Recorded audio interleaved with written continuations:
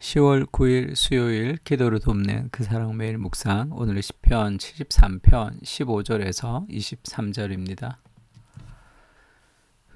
22절에 보면 내가 이같이 우매무지함으로 주 앞에 짐승이 오나 라는 구절 있죠. 좀 유명한 구절인데 지금 하나님 앞에 막 불평하고 악인의 형통함에 대해서 시기하고 질투하고 막 그런 감정적인 그런 에너지를 막 기도하면서 많이 쏟았는데 마지막에 내가 잘못 생각했구나 라는 것을 깨달았던 거예요.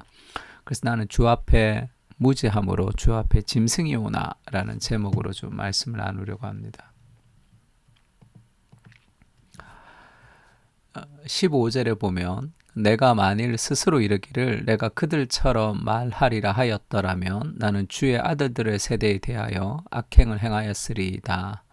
내가 어쩌면 이를 알까 하여. 왜 악인들이 성공하고 의인들이 실패하고 하나님이 내 뜻대로 내 기도대로 왜 응답하지 않으시는가, 그런 고민을 가지고 내가 어쩌면 이를 알까 하여 생각한즉 그것이 내게 심한 고통이 되었더니, 그게 너무 풀리지 않았어요. 그게 신앙이 무너질 정도로 그게 풀리지 않았습니다. 하나님 마치 불공평하신 것 같고 하나님이 없는 것 같고 그 신앙의 회의가 깊이 든 거죠.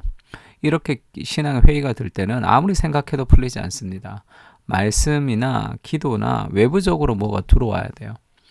그 73편 17절이죠. 하나님의 성소에 들어갈 때에야 그들의 종말을 내가 깨달았나이다. 그렇게 고민이 많았는데 하나님의 성소에 들어가서 예배를 통해서 하나님의 임재를 경험하면서 어떤 지혜와 어떤 생각이 탁 떠오르게 됐다는 거죠. 삶에서 우리가 아무리 고민하고 생각해도 내가 고민하고 염려할수록 내 생각은 매몰됩니다. 내 삶에서. 인간의 모든 변화는 익스트라노스라고 그러죠. 우리 바깥으로부터 들어오는 거예요. 우리 바깥에서 무엇이 들어와야지 우리의 삶의 생각을 정리하고 새롭게 할 수 있습니다. 그 가장 인간 바깥에서 우리가 경험할 수 있는 가장 중요하고 확실한 게 예배죠. 예배를 통해서 우리가 변화됩니다. 예배할 때 하나님을 경험하고 하나님과의 친밀함, 그리고 하나님과의 깊은 만남, 그래서 인카운터, 하나님을 깊이 경험하면서 우리가 어떤 새로운 깨달음, 새로운 생각, 그리고 감정적인 리프레시, 이런 것들이 예배 가운데 하나님의 임재로 우리가 회복될 때가 있습니다. 그래서 모든 삶의 변화에 예배를 중심에 두는 거예요. 하나님을 높이고 하나님을 찬양할 때, 그때 우리 안에 새로운 하나님의 생각이 들어올 때가 있습니다. 하나님 이거 할까요? 저거 할까요? 이렇게 막 기도하고 있을 때 하나님 이걸 하거라 저걸 하거라 이렇게 응답하지 않고 나를 사랑하시고 나에게 은혜를 주시고 나를 떠나지 않으시라는 그런 깊은 하나님의 임재의 확신과 사랑과 구원의 감격을 부어주시고, 그 하나님과 함께하면 이렇게 할 수 있겠구나 저렇게 할 수 있겠구나 하면서 삶의 여러 가지 선택들을 해나가는 경우가 많습니다. 그래서 하나님 그분을 우리가 이제 경험하는 그 예배를 통해서 그가 어떤 고민을 깨달았다는 것도 너무 중요한 일이죠. 그래서 힘들 때 예배하지 않는다라는 것은 회복하지 않겠다는 뜻과 마찬가지입니다. 더 열심히 예배하고 하나님께 나아가야 되는 거죠. 하박국 선지자가 그렇게 얘기하죠. 하나님, 이 죄악을 보면서 패역을 눈으로 보게 하시는데 겁탈과 강포가 내 앞에 있고 변론과 분쟁이 일어났나이다. 이러므로 율법이 해이하고 정의가 전혀 시행되지 못하오니 이는 악인이 의인을 애워쌌으므로 정의가 굽게 행하여 짐이니이다. 이스라엘이 타락했습니다. 하나님, 왜 이렇게 됩니까? 이스라엘을 좀 심판해 주십시오. 이스라엘을 그 정의, 악인을 심판해 주십시오. 이제 그렇게 얘기하니까 하나님이 이제 다른 이방 민족을 통해서 포로로 끌려가게 될 것이다. 전쟁하게 될 것이다. 그렇게 얘기합니다. 그러니까 하박국이 더 화가 났어요. 주께서는 눈이 정결하심으로 악을 참아보지 못하시며 패역을 참아보지 못하시거늘 어찌하여 거짓된 자들을 방관하시며 악인이 자기보다 의로운 사람을 삼키는데도 잠잠하시나이까. 이게 말이 안 되지. 이스라엘이 타락해서 하나님의 심판을 받아야 되는 것은 정당한데 이스라엘보다 더 타락한 그런 이방 민족, 왜 그 아수르, 바벨론 같은 그런 이방 민족들이 왜 이스라엘을 공격해야 되냐? 그건 더 말이 되지 않는다. 그렇게 하나님에게 이제 분노합니다. 그러면서 하박국 3장에 보면 지금 뭐 하나님이 나한테 응답하지 않으면 내가 내려가지 않겠다. 뭐 이런 식으로 막 생떼를 쓰면서 굉장히 강하게 하나님에게 항의를 하는 그런 모습이 있습니다. 그러다가 나중에 깨달았죠. 악인들이 지금 이스라엘을 정복하지만 그것은 악인들의 악을 통한 심판은 하나님이 따로 행할 것이고 그들이 포로로 끌려가는 걸 통해서 하나님이 이스라엘을 새롭게 정화하실 것이다라는 악인의 악도 우리의 선을 위해서 사용하시는 하나님의 그런 주권적인 통치를 그가 깨닫습니다. 그리고 여호와여 내가 주께 대한 소문을 듣고 놀랐나이다. 여호와여 주는 주의 일을 이 수년 내에 부응하게 하옵소서. 이 수년 내에 나타내옵시서. 그리고 진노 중에라도 긍휼을 잊지 마옵소서. 이렇게 하나님의 뜻을 그가 수용하는 그런 갈등하고 고민하면서 수용하는 모습을 보여줍니다.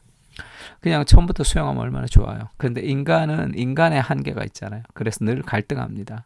하나님과 삐지기도 하고 하나님과 갈등을 일으키기도 하고 하나님 이해가 안 된다고 얘기할 때도 있고 그런 갈등과 갈등이 하나님과 있는 것도 하나님이 인격적으로 우리를 대하시기 때문에 인격과 인격이 만나면 갈등이 있는 거 당연하죠.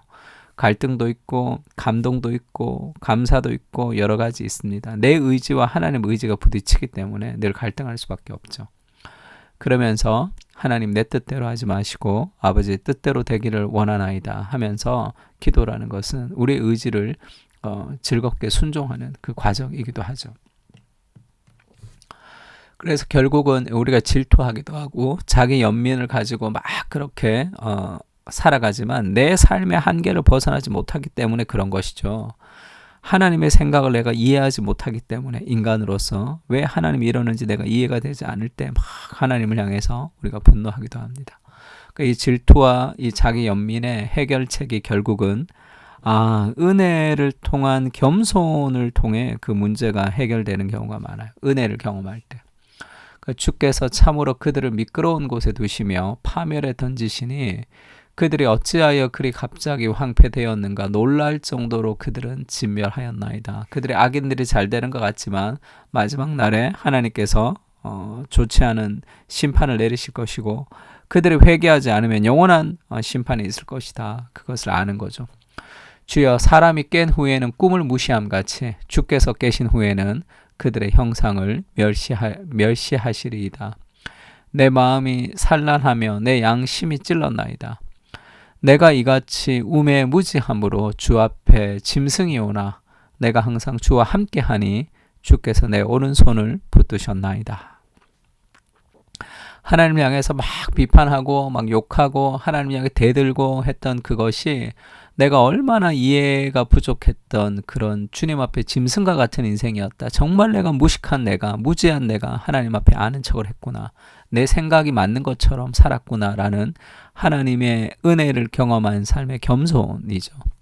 그가 겸손하면서 자기 연민과 질투의 문제로부터 해방했습니다. 그리고 내가 항상 주와 함께하니 주께서 내 오른손을 붙드셨나이다. 이렇게 연약하지만 여전히 나를 사랑하시는 그 하나님의 사랑을 경험하면서 그가 이제 계속 성장하고 있는 거죠.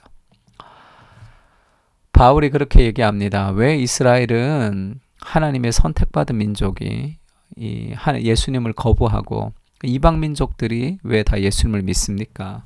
이게 왜 그렇게 된 것입니까? 라는 그런 고민, 이 유대인들을 향한 고민이 깊이 빠졌습니다. 그러면서 바울이 하나님이 유대인들의 실패를 통해 이방인을 구원하시고 그 이방인의 구원을 통해서 다시 유대인을 구원하시는 그 하나님의 지혜를 그가 깨닫고 이렇게 노래하죠. 깊도다 하나님의 지혜와 지식의 풍성함이요 그의 판단은 헤아리지 못할 것이며 그의 길은 찾지 못할 것이미로다. 인간이 아무리 생각해도 하나님의 생각을 따라갈 수 없습니다. 놀라운 하나님의 생각이 어찌 그리 큰지요. 우리가 그 하나님을 신뢰하는 거죠. 그래서 예수님께서도 성령으로 기뻐하시며 말씀하셨습니다. 천지의 주제이신 아버지여 이것을 이 하나님의 나라의 비밀을 지혜롭고 슬기 있는 자들에게는 숨기시고 인간적으로 좀 똑똑하고 뭔가 인간적으로 지식으로 뭔가를 알고 싶어하는 사람들에게 숨기시고 어린아이들에게는 나타나심을 감사하나이다. 옳소이다. 이렇게 된 것이 아버지의 뜻이니이다. 하나님의 나라는 거꾸로의 나라죠. 인간적인 술수가 아니라 정말로 순수한 어린아이, 하나님 말씀을 순종하는 사람들을 통해서 하나님 일하시는 그런 것이 하나님의 나라입니다. 주님, 내가 판단하는 판단을 멈추고 하나님의 판단으로 나를 받아들일 수 있게 해주십시오. 내가 주님 앞에 우매무지한 그런 짐승과 같은 존재인 것을 깨닫게 해주시고 하나님의 생각을 따라 살게 해주십시오. 그렇게 기도해야 되는 거죠. 예배를 통해서 하나님 임재를 경험할 때 우리는 나의 무지와 죄를 깨닫게 됩니다. 거룩하신 하나님 앞에서 내가 얼마나 무지한 존재인지 깊이 알게 하시고 하나님을 더욱 의지하게 하여 주시옵소서. 알량한 나의 지혜로 하나님을 해석하지 않게 하시고 말씀을 기준으로 나이를 조율해가는 귀한 믿음의 사람이 될 수 있도록 인도해 주시옵소서. 깊고 넓은 하나님의 세계로 우리를 인도해 주십시오. 아멘. 우리 시편을 가지고 함께 기도하겠습니다.